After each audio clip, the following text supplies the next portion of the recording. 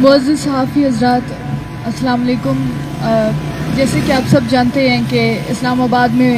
بلوچ لواحقین کے اس احتجاجی کیمپ کو آج 52 دن مکمل ہو چکے ہیں۔ سخت موسمی حالات کے باوجود نہ کسی نے ان کے جمہوری مطالبات کو سننے کی کوشش کی اور نہ ہی کوئی اقدام اٹھایا۔ یہ رویہ اس حقیقت کو مزید واضح کرتا ہے کہ بلوچستان میں آج تک جمہوری طرز سیاست کو پنپنے نہیں دیا گیا۔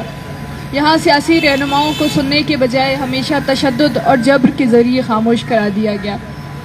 ہم یہ بتانا لازمی سمجھتے ہیں کہ ہم لواحقین ضرور ہیں، مگر ہمارے پاس عوام کا موقف ہے۔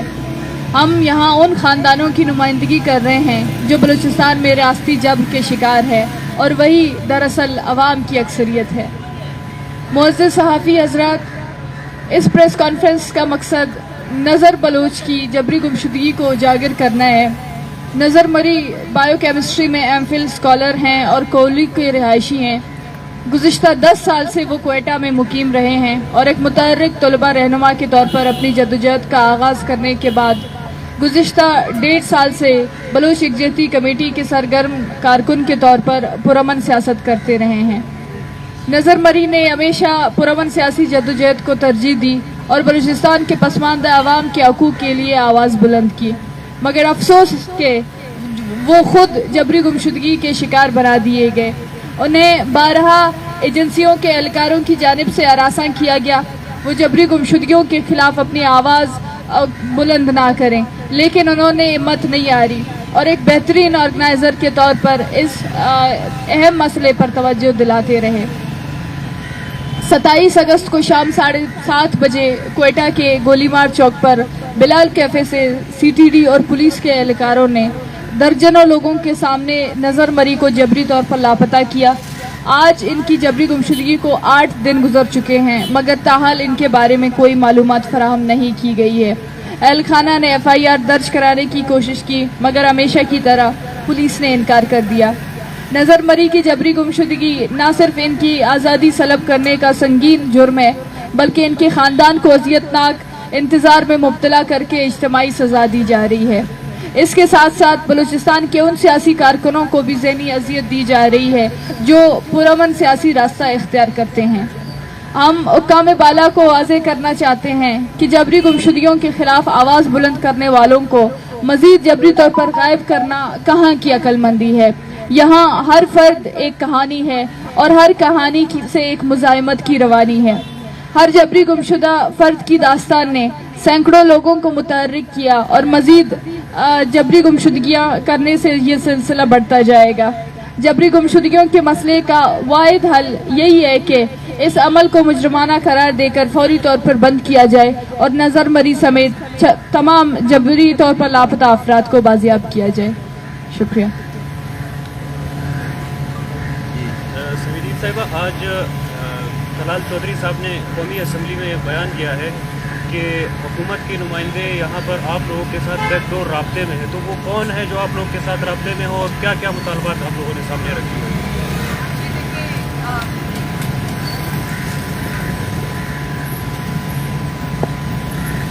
ہلو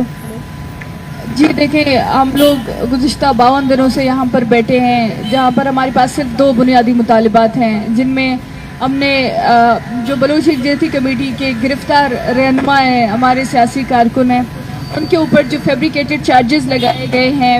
فیک FIRs بنائے گئے ہیں، سیاسی بنیادوں پر مقدمات بنائے گئے ہیں، ان کے خلاف ہم نے حکومت سے یہ مطالبہ کیا ہے کہ اس قسم کے مقدمات کو ختم کیا جائے اور ان کی رہائی کو یقینی بنایا جائے۔ اور دوسرا جو اس وقت بلوچستان میں سب سے بڑا ایک سنگین انسانی المیہ ہے، جبری گمشدگیوں کا المیہ۔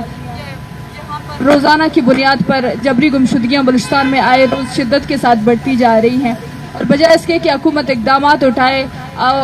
جو پولیس تھانوں میں FIRs تک درج نہیں ہوتے، جو لوکل ریمیڈیز ہیں کسی طریقے سے وہ فیملیز کو سپورٹ نہیں کر رہے، اور نہ ہی جبری گمشدگیوں کے حوالے سے کوئی اقدامات سامنے آ رہے ہیں۔ تو جو ہمارا دوسرا مطالبہ ہے وہ یہ ہے کہ بلوچستان میں جو جبری گمشدگیاں ہو رہی ہیں یا ماورِ عدالت قتل ہو رہی ہیں اور روزانہ کی بنیاد میں جو مسخ شدہ لاشیں مل رہی ہیں، حکومت اپنی اس پالیسی کو اس اقدام کو تبدیل کرے بلوچستان کے حوالے سے، اور خاص طور پر وہ لوائقین جو یہاں پر اس کیمپ میں گزشتہ 52 دنوں سے بیٹھے ہیں، ان کے جو پیارے جبری طور پر لاپتہ کیے جا چکے ہیں، ان کے پیاروں کو بازیاب کیا جائے۔ تو یہ دو بنیادی مطالبات ہمارے روز اول سے رکھے ہیں، اور ان 52 دنوں میں صرف 2 دفعہ ہم سے انتظامیہ نے رابطہ کیا ہے، جس میں پہلی دفعہ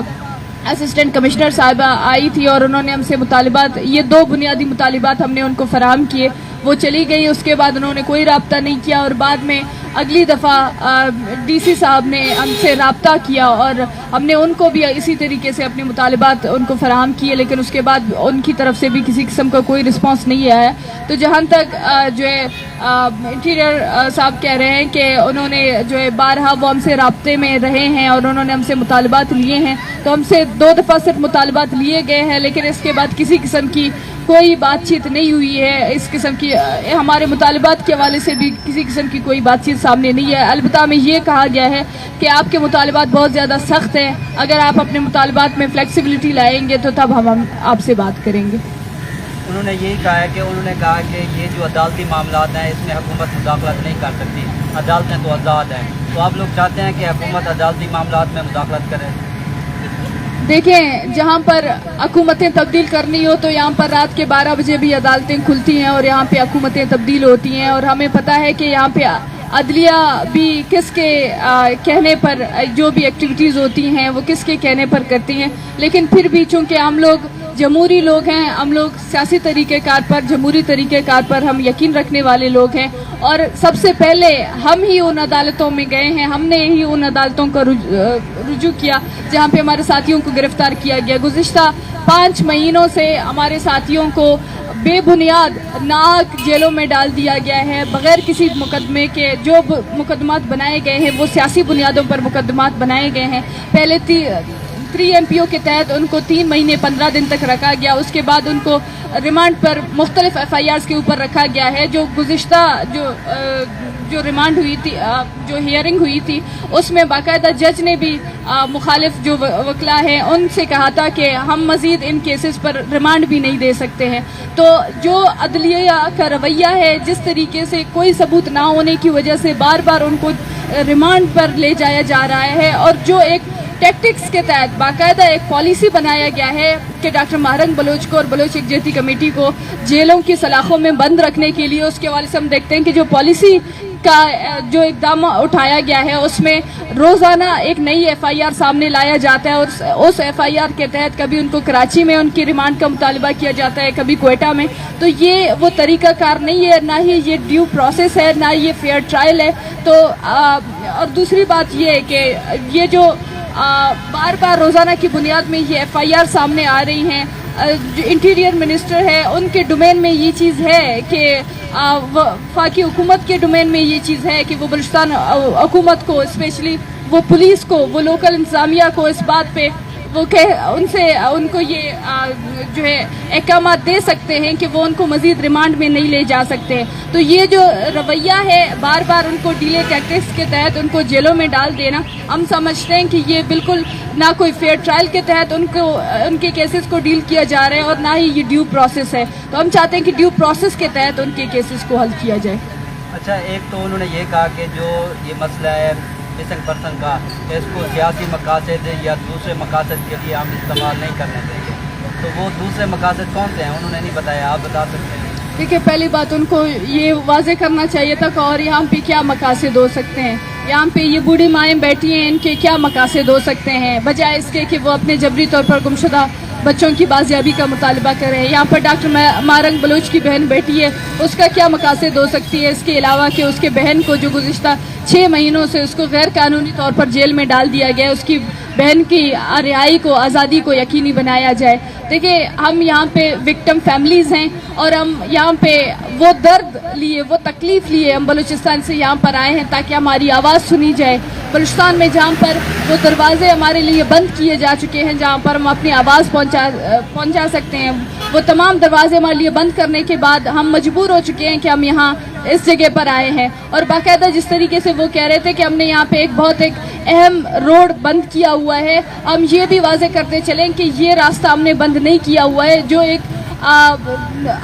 جو ہر ایک شہری کے لیے ایک جگہ جو مختص ہے پریس کلب کے سامنے، ہم وہاں پر گئے ہیں. ہم روز اول سے وہاں پر اپنے احتجاج کو جاری کرنا چاہتے ہیں، لیکن وہاں پر پولیس نے، انتظامیہ نے ہمیں وہاں پہ جانے کی اجازت نہیں دیتے ہیں. تو ہم ابھی بھی اگر ہمیں اجازت دیا جائے تو ہم اپنا احتجاج اس مقام پر ریکارڈ کرنا چاہتے ہیں. ہمیں کوئی شوق نہیں ہے یہاں پہ سڑک بند کرنے کا. یہ بات آپ انتظامیہ سے پوچھیں، پولیس سے پوچھیں کہ کیوں یہاں سے ہمیں موو کرنے کی بھی اجازت نہیں دی جاتی ہے. پریس کلب جہاں پہ ہر ایک شہری کو حق ہے کہ وہ وہاں پر آئے اور اپنے احتجاج ریکارڈ کرے، وہ دروازہ بھی بلوچوں کے لیے بند کیا جا چکا ہے. تو یہ آپ ہم پہ کوئی احسان نہیں کر رہے ہیں کہ آپ نے ہمیں یہاں پہ اجازت دیا ہے کہ ہم اپنے احتجاج کو جاری رکھیں. ہم اس مقام پر احتجاج کرنے کے لیے آئے جہاں پہ ہر شہری جا کے احتجاج کرتا ہے. ہمارے لیے وہ راستے کیوں بند کیے جا چکے ہیں؟ ہم یہ سوال آپ سے کرتے ہیں کہ کس وجہ سے وہ جگہ جہاں پر فلسطین کے لیے جب احتجاج ہوتی ہے تو اس جگہ پہ وہ لوگوں کو جگہ میسر ہوتی ہے، جہاں پہ کشمیر کے لیے لوگ بات کرتے ہیں تو وہ جگہ کشمیر کے مظلوم لوگوں کی آواز بلند کرنے کے لیے ان کو میسر ہو سکتی ہے، لیکن بلوچستان سے آئے ہوئے وہ مظلوم ماں اور بہنوں کو وہ جگہ میسر نہیں ہے. کیا وجہ ہے؟ ہمارا یہ سوال آپ سے ہے. اچھا، آخر میں یہ بتائیے گا، چند روز پہلے ایک دہشت گردی کا واقعہ پیش آیا بلوچستان میں، اور اس حوالے سے محمود چکدئی صاحب 8 ستمبر کو وہ ہڑتال کرنے جا رہے ہیں، تو BYC اس احتجاج کو سپورٹ کرتی ہے؟ دیکھیں، سب سے پہلے ہماری تنظیم کا اس عمل کے خلاف یہ جو واقعہ ہوا تھا، افسوسناک جو ایک ٹریجک اٹیک ہوا تھا، جس میں جو 15 سے زائد لوگ شہید ہوئے اور ان میں درجنوں کی تعداد میں لوگ زخمی ہو چکے ہیں، اور جن میں BMP کے جو صدر اختر مینگر صاحب کو ان کو نشانہ بنانے کی کوشش کی گئی تھی. تو سب سے پہلے اس پہ ہم نے آواز اٹھایا، اور ہمیں پتہ ہے ہم لوگ اس سرزمین سے ہیں جہاں پہ ہم روزانہ لاشیں اٹھاتے ہیں، کبھی کسی دہشت گرد تنظیم کی جانب سے، کبھی جو ہے طالبان کی طرف سے، کبھی کوئی روز ایک نیا دہشت گرد تنظیم سامنے لایا جاتا ہے جہاں پر روزانہ ہم صرف ان لاشیں اٹھاتے ہیں. کبھی اس کو ایک الگ نام دیا جاتا ہے، کبھی اس کو الگ نام دیا جاتا ہے، لیکن لوگ جو مر رہے ہیں وہ صرف بلوچ کے بچے مر رہے ہیں. تو ہم اس کو بلوچستان کی وہ جو بلوچ نسل کشی کا جو ایک تسلسل ہے، ہم اس کو وہ تسلسل سمجھتے ہیں جہاں پہ پرامن آوازوں کو، جہاں پر سیاسی آوازوں کو دبانے کے لیے وہاں پہ بم بلاسٹ کیے جاتے ہیں، ان آوازوں کو دبانے کے لیے یا لوگوں کو جیلوں میں ڈال دیا جاتا ہے، یا ان کے اوپر اس قسم کے سازشیں کی جاتی ہے کہ مختلف تنظیموں روزانہ کی بنیاد پر، کبھی کوئی ISIS سامنے آتی ہے، کبھی کوئی ISP کے سامنے آتی ہے، کبھی کوئی ISP بھی ہے. تو یہ ہم سمجھتے ہیں کہ اس کے پیچھے کس کے ہاتھ ہیں اور یہ کس قسم کے ٹیکٹکس ہیں کہ جس کے پیچھے روزانہ کی بنیاد میں صرف ان لوگوں کو نشانہ بنایا جاتا ہے جو لوگ پرامن طریقے سے ایک سیاسی اور جمہوری طرز عمل پر اپنی بات آگے رکھنا چاہتے ہیں. اچھا، ایک بات یہ بتا دیں کہ جو انٹیریئر منسٹر اسٹیٹ کی انہوں نے یہ کہا ہے کہ ان کے جو مذاکرات ہیں BYC کے وہ بہت سخت ہیں.